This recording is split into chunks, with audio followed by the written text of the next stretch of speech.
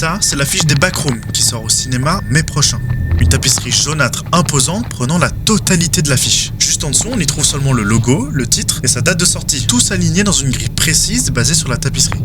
Ces infos sont d'un beige presque identique au fond pour transmettre un sentiment de vide. Une notion qui est au cœur de ces endroits angoissants souvent inoccupés et étrangement familiers, appelés les liminal space.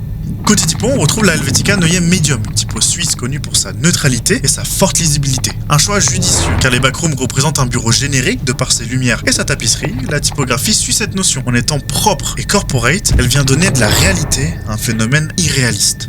Tout ça, c'est pas du hasard. Le film est développé par A24, un studio indépendant qui remet la liberté artistique au cœur des films. Avec un budget de seulement 15 millions de dollars, il est réalisé par Ken Parsons, alias Ken Pixels, le créateur original de la web-série des Backrooms à seulement 16 ans, et entièrement réalisé en 3D sur le logiciel gratuit Blender. Le teaser s'ouvre d'ailleurs sur ces scènes en 3D, montrant un appartement normal, basculant dans une irréalité totale, avant de montrer un décor bien réel, matérialisant enfin les Backrooms sur le grand écran. L'affiche est une vraie fenêtre sur les Backrooms. Elle ne montre pas une créature, mais un décor banal et familier qui nous donne l'impression d'être constamment surveillé, jamais seul, et c'est pour ça que